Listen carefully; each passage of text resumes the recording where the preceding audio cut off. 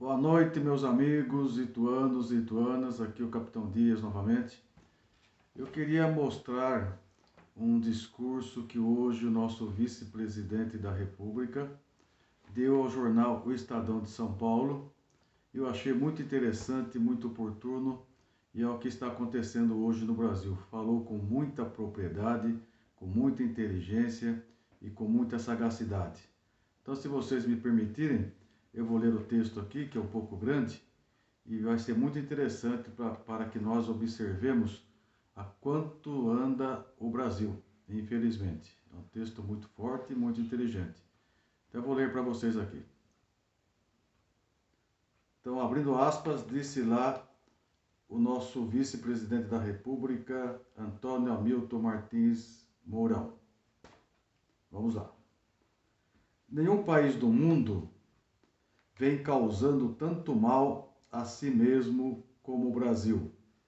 Um estrago institucional que agora atingiu as raias da insensatez. Está levando o país ao caos. Há tempo para reverter o desastre. Basta que se respeitem os limites e as responsabilidades das autoridades constituídas. E segue ele. A esta altura, está claro que a pandemia do Covid-19 não é só uma questão de saúde. Por seu alcance, sempre foi social. Pelos seus efeitos, já se tornou econômica. E por suas consequências, pode vir a ser de segurança. A crise que ela causou nunca foi e nem poderia ser questão afeta exclusivamente a um ministério, a um poder, a um nível de administração ou a uma classe profissional. É política na medida em que afeta toda a sociedade e esta, enquanto politicamente organizada, só pode enfrentá-la pela ação do Estado. E segue o nosso vice-presidente falando. Para esse mal, nenhum país do mundo tem solução imediata. Cada qual procura enfrentá-lo de acordo com a sua realidade. Mas nenhum vem causando tanto mal, nenhum país, vem causando tanto mal a si mesmo como o Brasil. Um estrago institucional que já vinha ocorrendo, mas agora atingiu as raias da insensatez. Está levando o país ao caos. A polarização que tomou conta da nossa sociedade brasileira, outra praga desses dias, que tem muitos lados, pois se radicaliza por tudo, a começar pela opinião que no Brasil corre o risco de ser judicializada.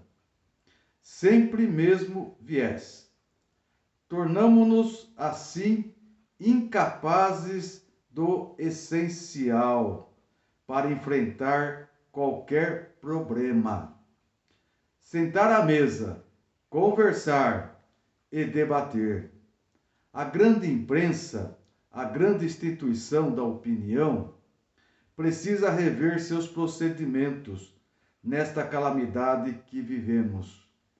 Opiniões distintas, contrárias e favoráveis ao governo, tanto sobre o isolamento como a retomada da economia, enfim, sobre o enfrentamento da crise, devem ter o mesmo espaço nos principais veículos de comunicação. E segue ele.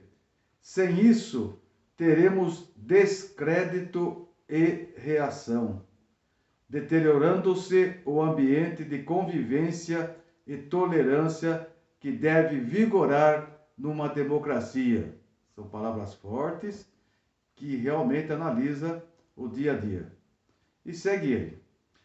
A degradação do conhecimento político por quem deveria usá-lo de maneira responsável, ou seja, governadores, magistrados e legisladores, que esquecem que o Brasil não é uma confederação, mas uma federação, a forma de organização política criada pelos Estados Unidos, em que o governo central não é um agente dos estados que a constituem, é parte de um sistema federal que se estende por toda a União.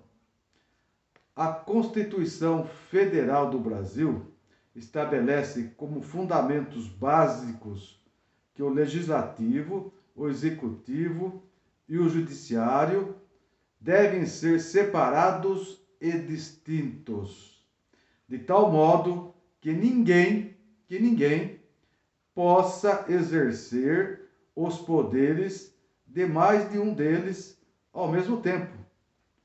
Ou seja, nenhum poder pode interferir no outro.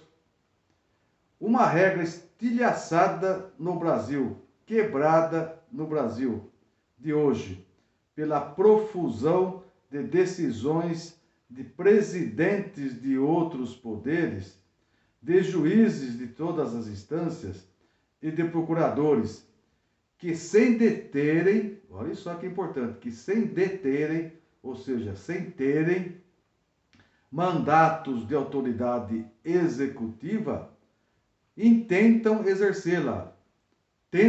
exercê-la atrapalhando o poder executivo. E segue ele.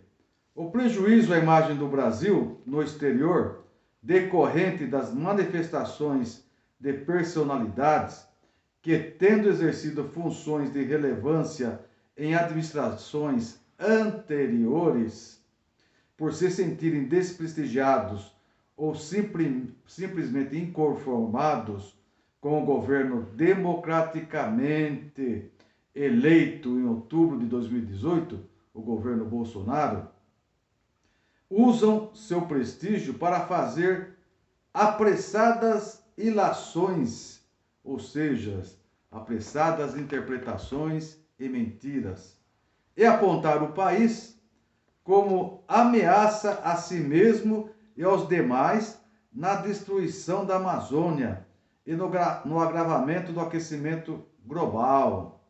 Uma acusação leviana que, neste momento crítico, prejudica ainda mais o esforço do governo Bolsonaro para enfrentar o desafio que se coloca ao Brasil naquela imensa região, que desconhecem e pela qual jamais fizeram algo de palpável.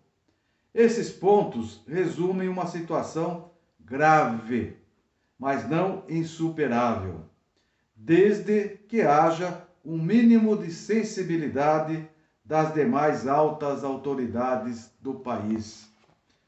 Pela maneira desordenada como foram decretadas as medidas de isolamento social para o coronavírus, a economia do país, para o Covid-19, né? A economia do país está paralisada. A ameaça de desorganização do sistema produtivo, econômico, é real e está aí batendo as portas das pessoas mais carentes. As maiores quedas nas exportações brasileiras já aconteceram de janeiro a abril deste ano. Foram as da indústria de transformação, automobilística e aeronáutica, as que mais geram riqueza e empregos, sem falar na catástrofe do desemprego que está já no horizonte.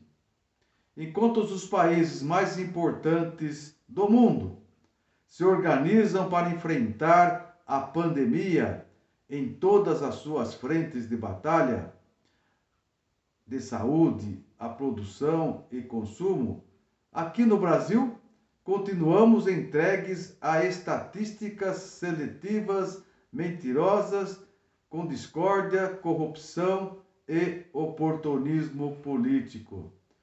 Há tempo para reverter o desastre, segundo o general Mourão, nosso vice-presidente. Basta, segue ele, que se respeitem os limites e as responsabilidades das autoridades legalmente constituídas, fecha aspas, e aqui acaba o discurso do nosso vice-presidente. Bom, eu entendo o seguinte, minha gente. Nós estamos atravessando aqui no Brasil uma pandemia política, infelizmente.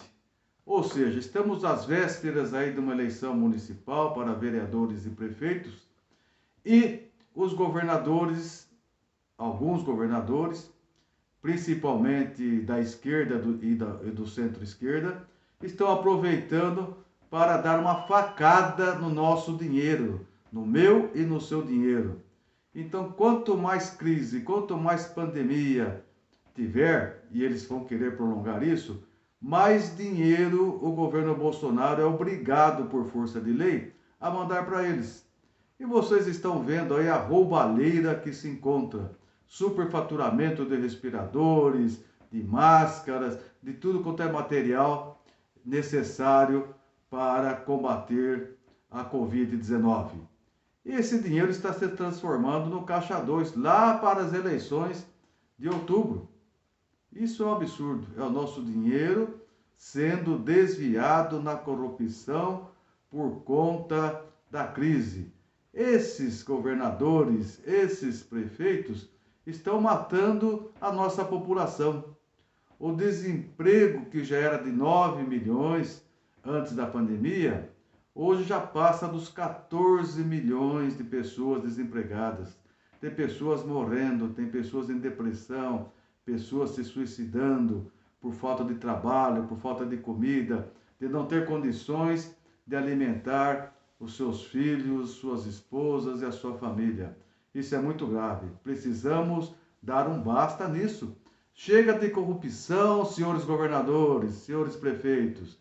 Vamos flexibilizar a indústria, as empresas, o comércio, para que voltem a trabalhar. Economia é saúde. Por que eu falo isso, que economia é saúde? Porque sem dinheiro, sem rotatividade de compra, venda, comércio, empresas, né, não há arrecadação de impostos. Se não houver arrecadação de impostos, não há dinheiro para cuidar da saúde. Já tinha pouco lá antes da pandemia. Agora, com a crise, né, supostamente crise da pandemia do coronavírus, tem menos dinheiro ainda. Ou seja, daqui a pouco nós vamos entrar num colapso total até dezembro. Tem uma pesquisa correndo na parte econômica das imprensa especializada, dizendo que o nosso município, em dezembro, vai para 18 a 20% de desemprego. Gente, senhor prefeito, senhores governadores, isso é lastimável, isso é muito perigoso, isso é muito grave. Então atentem, acordem, mudem o sistema de tratamento. Está completamente fora de sintonia, para não dizer outra coisa, o que os senhores estão fazendo com a nossa população. Desculpe o desabafo, muito boa noite e fiquem com Deus.